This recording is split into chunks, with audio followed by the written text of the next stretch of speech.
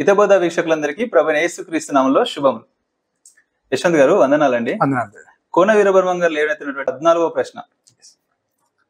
ప్రార్థన చేసేటప్పుడు పురుషుడు తల మీద ముసుగు వేసుకొని తనను తాను తక్కువ చేసుకోరాదు. స్త్రీ అయితే తప్పనిసరిగా ముసుగు వేసుకోవాలి లేదా శిరోమండనం చేయించుకోవాలి.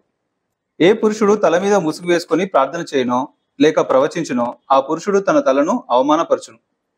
ఏ స్త్రీ తల మీద ముసుగు వేసుకొనక ప్రార్థన చేయనో లేక ప్రవచించునో ఆ స్త్రీ తన తలను అవమానపరచును. ఏలైనగా అది ఆమెకు క్షౌరం చేయబడినట్టుగానే ఉండును. స్త్రీ ముసుగు వేసుకొనని ఎడల ఆమె తన తల వెంట్రుకలు కత్తిరించుకొనవలెను. కత్తిరించుకొనుటే అయినను క్షౌరం చేయించుకొనుటే అయినను స్త్రీకి అవమానం అయితే ఆమె ముసుగు వేసుకొనవలెను అని కొరింథీయులకు రాసిన మొదటి పత్రిక 11వ అధ్యాయం 4 నుంచి 6 వచనాల వరకు ఉన్న ఈ వచనాన్ని కోట్ చేస్తూ కోన విరూపంగా లేవనెత్తినటువంటి ప్రశ్న ఏంటంటే, ఇంతకీ పురుషుడు ముసుగు వేసుకుంటే అవమానము, స్త్రీ ముసుగు వేసుకోకపోతే అవమానం అని బైబిల్ చెప్తుందా? నిజంగా ఈ సందర్భానుసారంగా ఎట్లా అర్థం చేసుకోవాలి ఈ మాటలు? ముసుగు వేసుకోవడం పురుషునికేమో అవమానం అని, స్త్రీకేమో తప్పనిసరి అని చెప్పడం ద్వారా, అలాగే ఒకవేళ స్త్రీ ముసుగు వేసుకోకపోతే ఆమె క్షౌరం చేయించుకున్నట్లే అని అనడము, ఈ మాటలన్నింటినీ ఆధారం చేసుకొని ఆయన ఏం చెప్పారు, స్ట్రైట్ గా ఏమీ అనలేదు కానీ ఏం చెప్పాలని ప్రయత్నిస్తున్నారో మనం అర్థం చేసుకుంటే మళ్ళీ బైబిల్ పురుషాధిపత్యాన్ని సమర్థిస్తుంది అని చెప్పే ప్రయత్నం చేస్తున్నారు. ఎందుకంటే స్త్రీ పురుషుడు ముసుగు వేసుకోకపోవడం, ముసుగు వేసుకోవడం, ఇక్కడేమో అవమానం, అక్కడేమో తప్పనిసరి, అర్థమవుతుంది క్లియర్ గా. కానీ ఆయన కోట్ చేసింది 4, 5, 6 వచనాలు కోట్ చేశారు కొరింథీయులకు రాసిన మొదటి పత్రిక 11వ అధ్యాయంలో. కానీ దాన్ని 3వ వచనంని బేస్ చేసుకొని అర్థం చేసుకోవాలి యాక్చువల్లీ. సో ఒక్కసారి ఆ 3వ వచనం చదువుదామా మధు గారు? కొరింథీయులకు రాసిన మొదటి పత్రిక 11వ అధ్యాయం 3వ వచనం.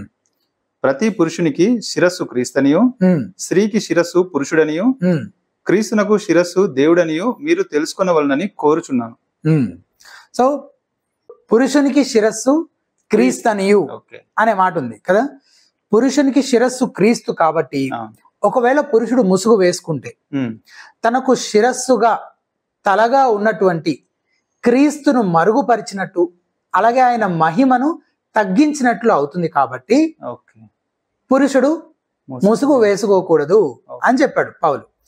అలాగే ఇదే కోణంలో స్త్రీకి శిరస్సు పురుషుడనియు అని కూడా చదువుతున్నాం 3వ వచనంలో కదా.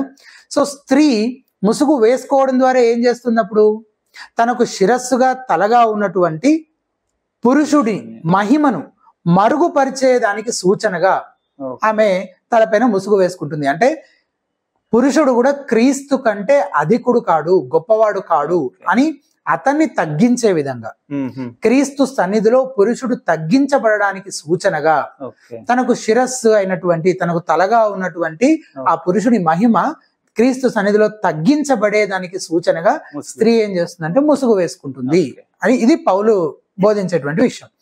సరే, ఇప్పుడు ఇది 3rd verse ని 3వ వచనంలో ఉన్న సంగతుల్ని 4, 5, 6 వచనాలకి అన్వయించి నేను చెప్తున్న మాటలు ఇవన్నీ. కానీ పౌలే స్ట్రైట్ గా ఇదే విషయాన్ని దానికి ఫాలోయింగ్ వర్స్ లోనే చెప్పాడు 7వ వచనంలో. ఒకసారి చదువుదాం మధు గారు. 7వ వచనం. పురుషుడైతే దేవుని పోలికయు మహిమయు నై ఉన్నాడు గనుక. పురుషుడు దేవుని పోలిక మహిమ అయి ఉన్నాడు గనుక తల మీద ముసుగు వేసుకొనకూడదు. ఎందుకు పురుషుడు తల మీద ముసుగు వేసుకోవాలని చాలా స్ట్రైట్ గా చెప్పాడు.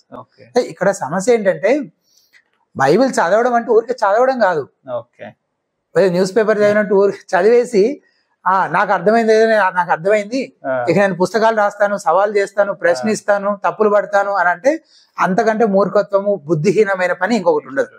ఇప్పుడు ఇదంతా చేయడాన్ని బట్టి ఏం చేస్తున్నారు? అసలు బ్రహ్మం గారు ఒక మంచి బైబిల్ కామెంటరీ చదువుంటే అసలు ఒక్క ప్రశ్న కూడా ఉండేది కాదేమో అనిపిస్తుంది. అదే వెరీ బేసిక్ థింగ్స్. నేను ఇప్పుడు అసలు మనం బయటకి ఎక్కడికైనా వెళ్ళామా? అక్కడున్న వచనాలని సందర్భానుసారంగా సరిగ్గా అర్థం చేసుకునే ప్రయత్నం చేస్తున్నాం అంతే. ఆ మాత్రం పని ఏమాత్రం కొంచెం బుద్ధి జ్ఞానం ఉన్న వాళ్ళు ఎవరైనా చేయగలుగుతారు. కానీ ఆ పని చేయకుండా ఊరికే చదివేసి ఆయనకి అర్థమైంది ఏదో ఆయన అర్థం చేసేసుకొని ఇక నేను తప్పులు రాస్తాను బైబిల్ అని పుస్తకం రాయడం మొదలు పెడితే ఏమవుతుంది? ఇట్లా ప్రశ్న వెంబడి ప్రశ్న ముందుకెళ్తున్న కొద్ది ఏమవుతుంది? ఆయన యొక్క తెలివి తక్కువతనాన్ని, బుద్ధిహీనతను బయట పెట్టుకోవడం అవుతుంది. కానీ బైబిల్ ఎట్టి పరిస్థితులను పురుషాధిపత్యాన్ని సమర్థించే విధంగా ఎక్కడా మాట్లాడట్లేదు. అటువంటి పని బైబిల్ అసలు ఎక్కడా చేయలేదు. యేసుప్రభు వారి మాటల్లో కూడా ఏ రకంగానూ పురుషాధిపత్యము మనకు కనిపించదు. స్త్రీ పురుషులు ఇద్దరు బైబిల్ మాటల్లో గాని దేవుని మాటల్లో గాని సమాన విలువ కలిగిన వారని మనకి చాలా స్పష్టంగా అర్థమవుతుంది. థ్యాంక్ యూ యశ్వంత్ గారు, చాలా చక్కగా సందర్భానుసారంగా వివరించినందుకు.